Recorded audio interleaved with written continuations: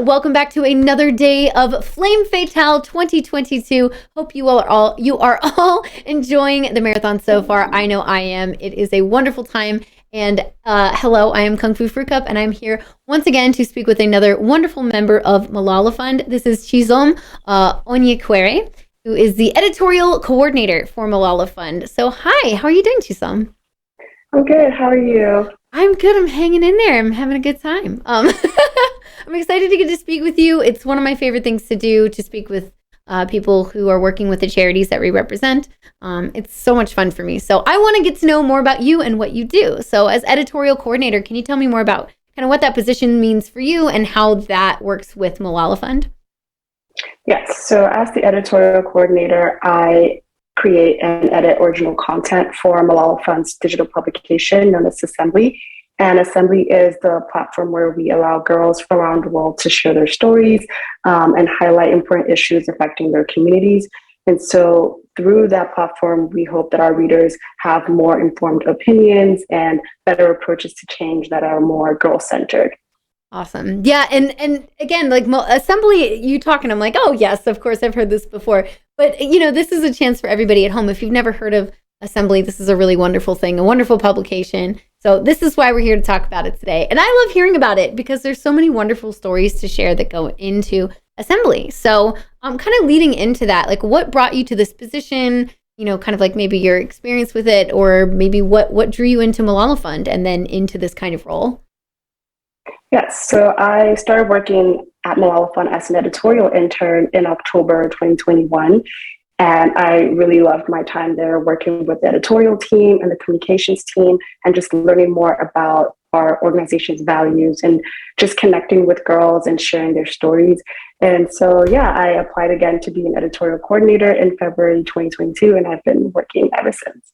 That's awesome. Okay, so what do you think like inspires you the most about like working on these kind of like pieces, like working with literature and girls' education?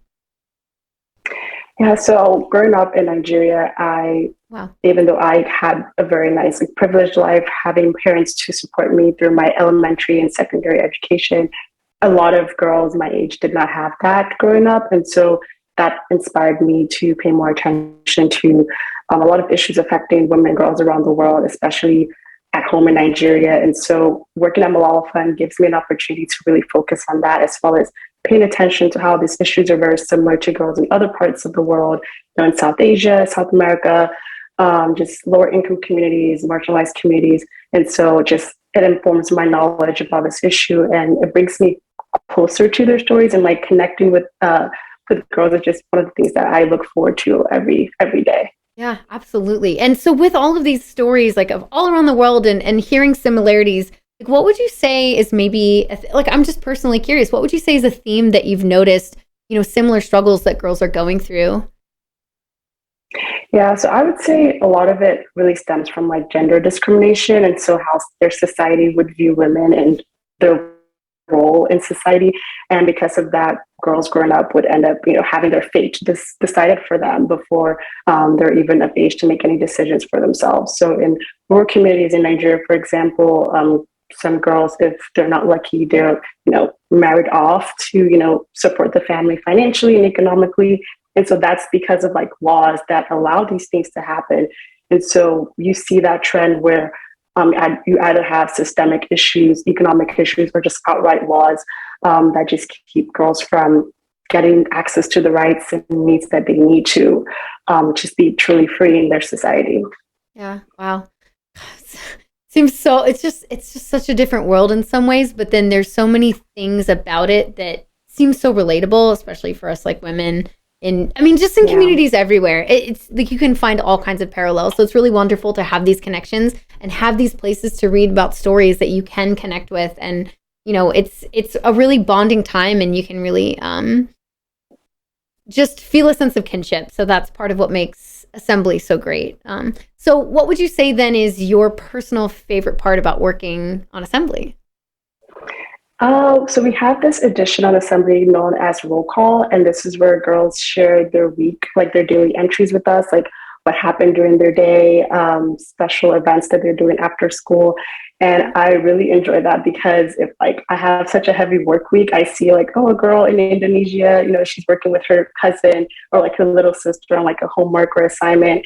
And just seeing like the cute pictures they send to share with their entries, it just always warms my heart. And so it's like, it brightens my day all the time. Like I'm never bored because it's like maybe another girl like is sharing her favorite book or like a special moment in like her day that just makes her look forward to like the entire week. And so it's really amazing. That's awesome. So with this roll call, is that something public for other people to check, or is that something that they do with you all? Oh, okay. This is a public thing. It's public. We can also keep up with this. Yeah, definitely. It's amazing. It's on the main, it's on our website. So it's like a special section, roll call. So it's really hard to miss. And okay. So yeah, you can always keep up to date on what different girls in different areas of the world are, what they're going through, what their day looks like. Yeah, it's really good. Perfect. That's really cool. That's awesome. I actually did not know that. So this is something new for me to learn as well. So basically, if somebody goes to assembly.malala.org, they'll get all kinds of stories plus the roll call. Is that like something that you can just generally see on the site? Okay, easy click in. So you can like keep up with all these wonderful stories.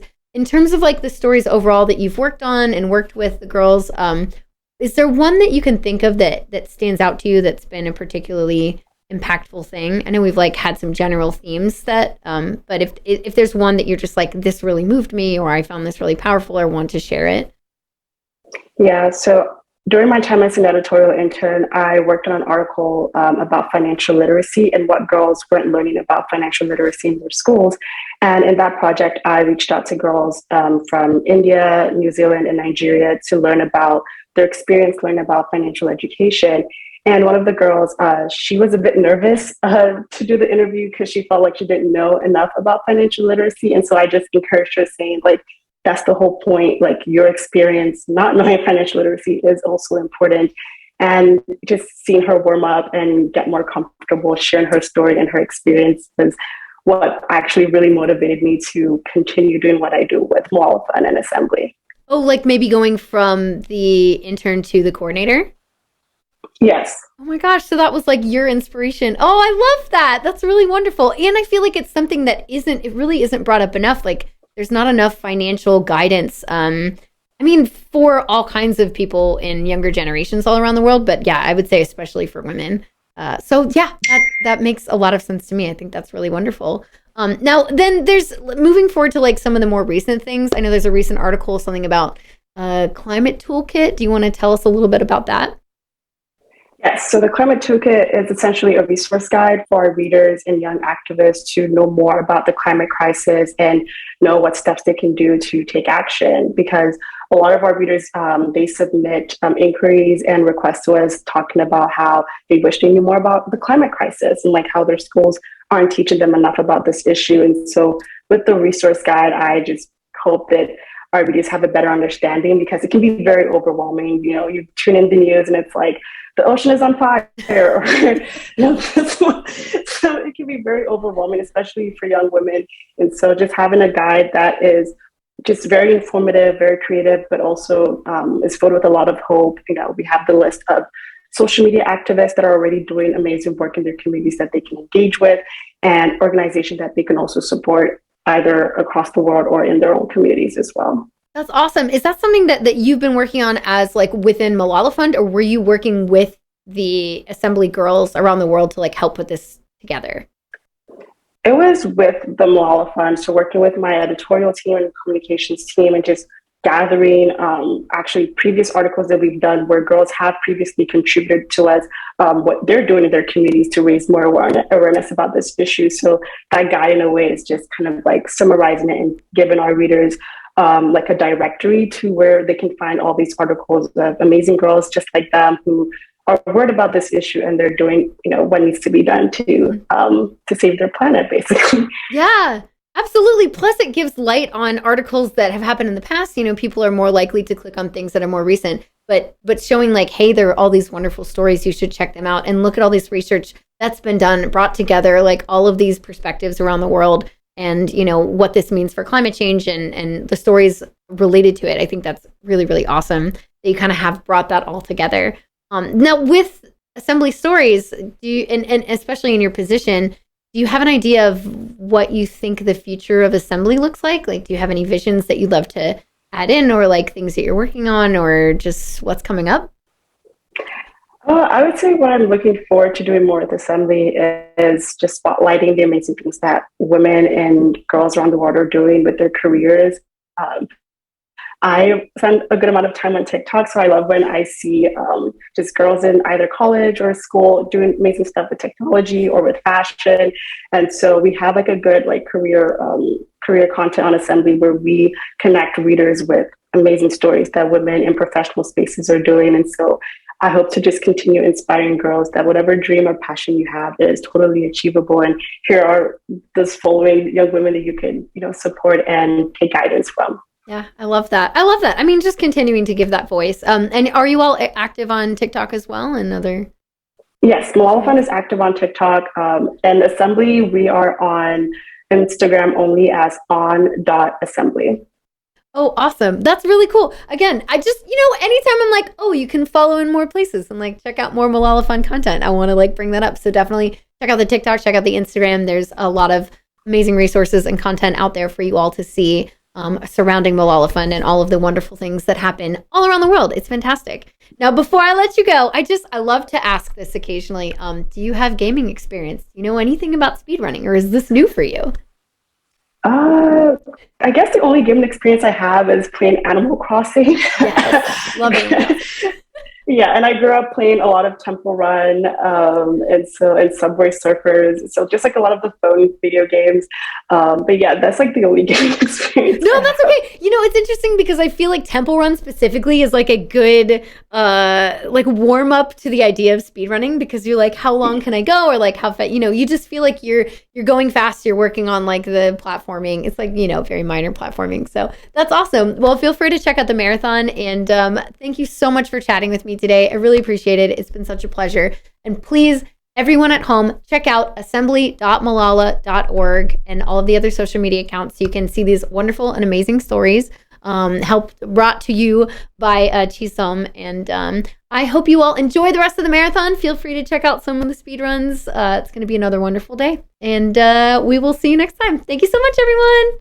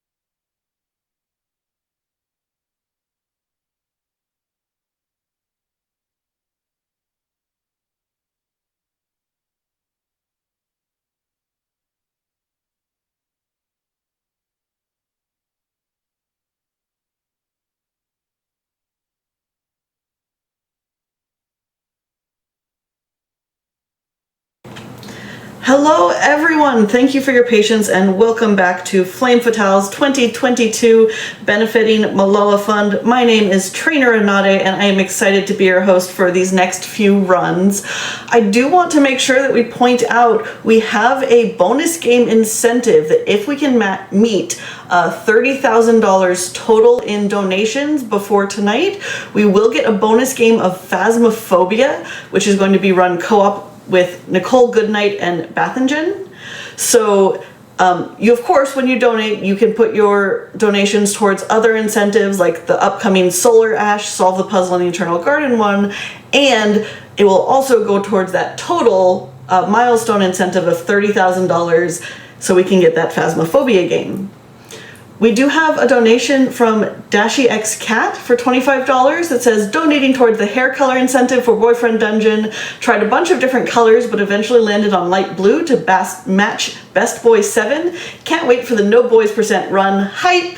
And with that, we're going to go straight into Boyfriend Dungeon, Boyfriendless, also known as No Boys %, being run by Dark Lady Marie.